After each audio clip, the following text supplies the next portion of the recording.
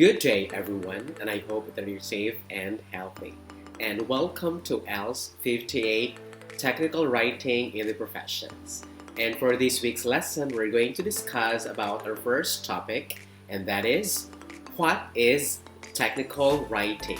But before we proceed, I have a profound question, and that is, why do we need to study technical writing?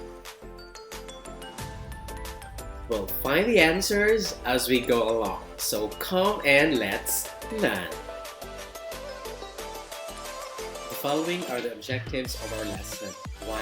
Define technical writing and its importance in the workplace. 2. Identify the characteristics of technical writing. 3. Differentiate technical writing from other types of writing. And 4. Analyze Philippine workplace culture and environment. Let's begin with the definition of technical writing. The question is, what is your own definition of technical writing? Let's take a look at the videos. It is a professional technique of introducing technical data into a comprehensive manner. Kind of communication that gives the reader a clear structured information over technical thing. It's like a well-written music in a detailed order of words to convey a message. Technical writing is where the writer explains about a process to make it easier to understand. Technical writing is a form of writing that intends to deliver complex information concisely. Technical writing is somehow synonymous to formal writing, as this can be understood by anyone. Authors write a specific subject that requires sense of direction, instruction, and simplifying the compound words. Technical writing is a type of writing that provides proper and well-organized information. Always remember that if it's technical writing, it uses a highly specialized and specific language depending on the profession. Why depending on the profession? Because it depends on your field of specialization. If you belong to English, you actually use a different set of vocabulary and style in writing. If you belong to biology, chemistry, veterinary medicine, engineering, history, or whatever field you are, you actually use a different set of vocabulary and style. Another one here is the characteristics of technical writing. And the question is, what is the best characteristic of technical writing? Let's take a look at the videos. Being comprehensive, as it is important that the readers understand the context of the material. Clear. The information conveyed should not be ambiguous as it is being acted upon by the reader. Information accuracy are significant in assessing the reliability of the content. It is comprehensive because it requires explanation that lets the reader understand it generally. It is well organized. The information written is clearly delivered to the audience. It is concise. Through this, it can be relayed easily without confusion. It should be correct, brief but comprehensive, logical, and organized so readers must understand. Clarity. It should be clearly and easily understood by the audience. These are the characteristics of technical writing: clarity, conciseness, accessible document design, audience recognition, accuracy, and consistency. Let's begin with the first one, clarity. If you say clarity, you need to be clear as much as possible, such that if your readers would read your message, they won't be perplexed. Let's have an example. There's a memo here. It says, date March 5, 2004 to Michelle Fields from Earl Edding, subject meeting. And the content of the memo here states, please plan to prepare a presentation on sales. Make sure the information is very detailed. Thanks. The question here is the message clear? The answer is no, because it does not specify what is this specific meeting all about. Is it an executive meeting, a staff meeting, or a committee meeting? Another one here is what specific presentation format should be used. Is it through audio-visual presentation, or through PowerPoint presentation, or Canva, or whatever? Another one here is what specific sales should be presented. Another one here is make sure the information is very detailed. What do you mean by very detailed? Another one here is it doesn't mention about when is the meeting and where will the meeting occur. And those are a few of the pitfalls of this particular example. And how can we improve this one? You can actually make use of this one. Okay, so you're here, the subject has been improved into sales staff meeting. So it's now more specific. And then you have here, please make a presentation and improve sales techniques for our sales staff. So that's the topic of the presentation. And then another one here is this meeting is planned for. So you have here the date and then the venue, conference room C, and then the duration. So from 8 a.m. to 5 p.m. And here you also have why is the meeting being conducted. So you have here our quarterly sales are down to 27%. And then you have here use our new multimedia presentation system. So that's the presentation scheme that should be used. So in that case, the memo here is better. Do not forget about your 5W and 1H. Another one here is you can achieve clarity through specificity. You have here, for example, vague words and then to specific. Like, I have a low GPA. You can actually say, what is this low GPA? Is it 2.5, 2.60, 2.75, 3.0, and so on. Another one here is the basketball player was really tall. You have to specify here what is the specific height of this basketball player. Is it 6 flat, 6'3", 7, and so on. I'll be home as soon as possible. What do you mean by this as soon as possible? You need to specify the time. Is it 7 p.m., 8 p.m., or whatever.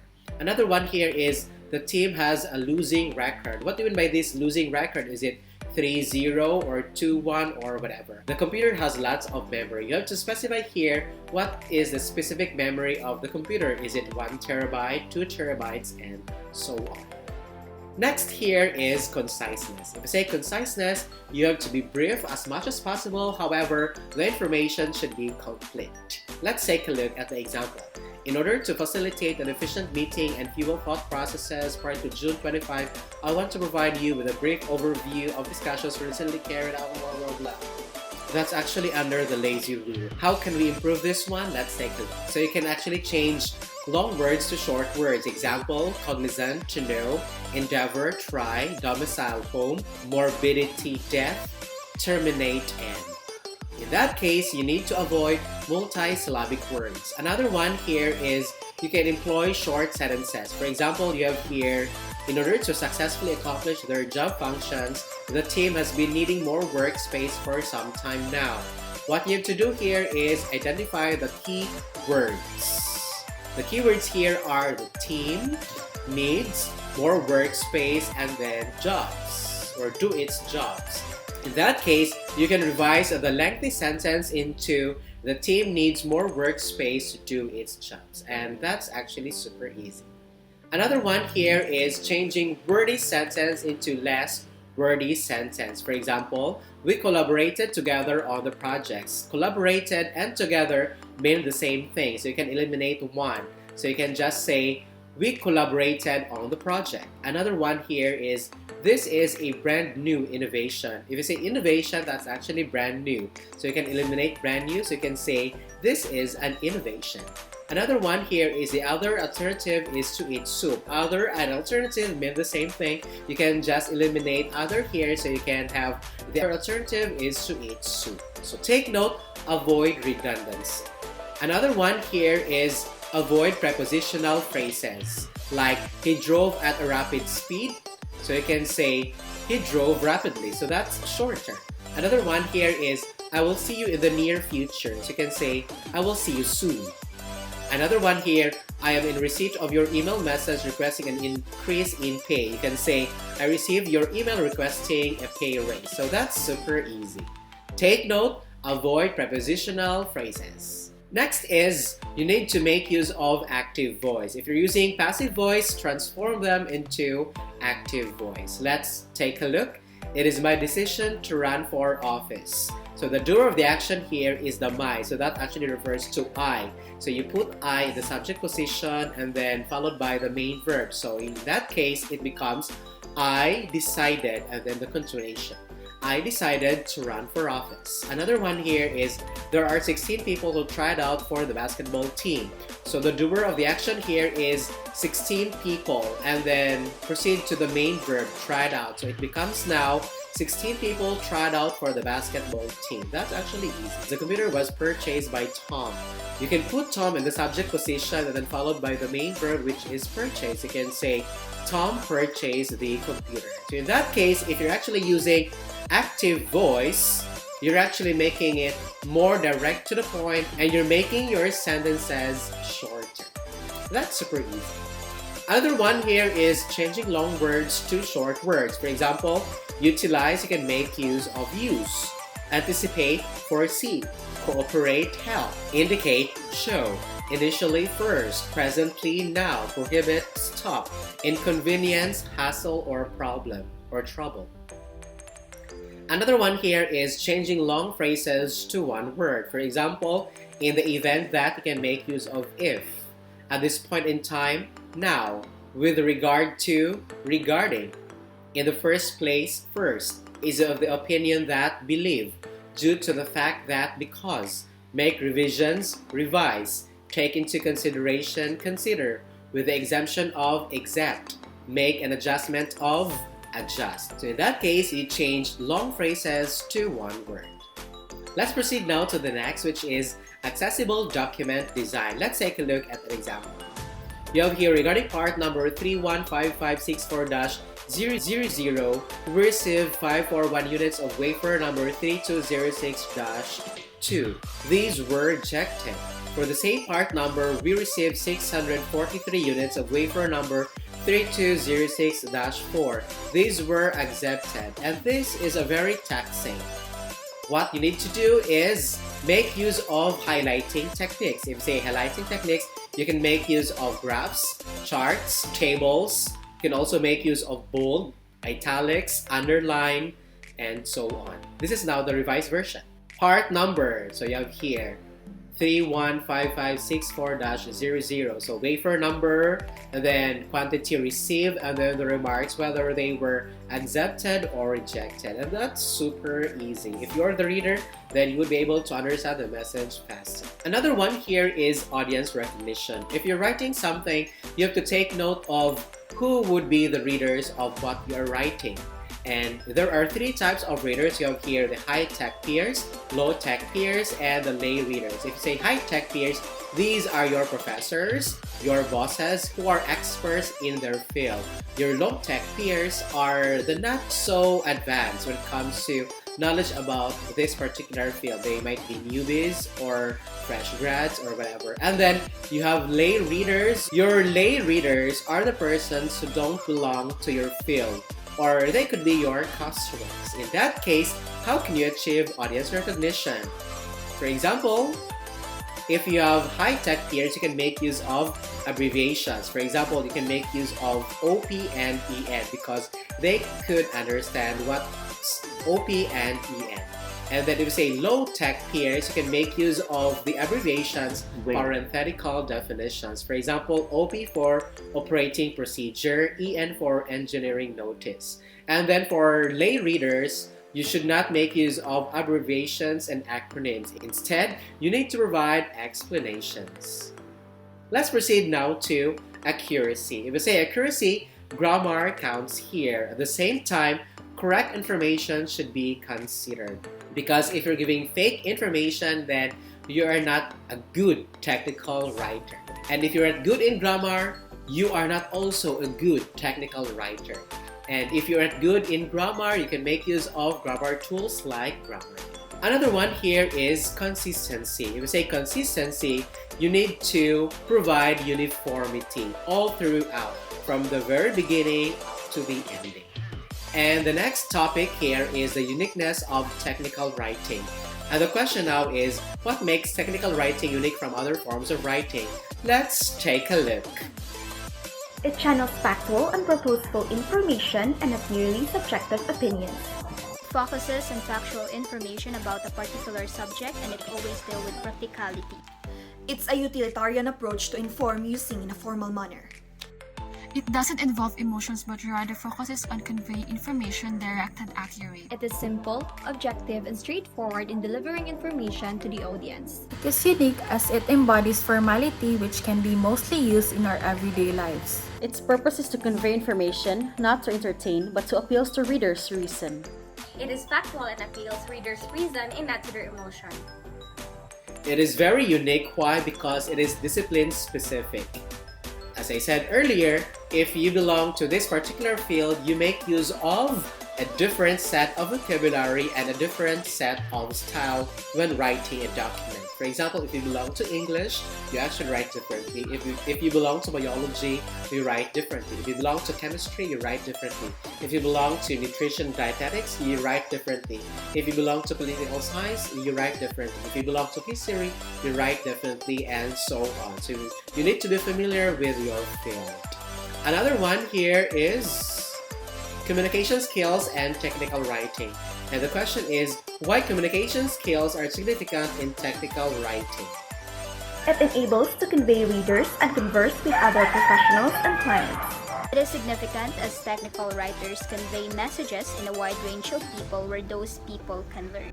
To connect and interact by conveying messages between the reader and the writer.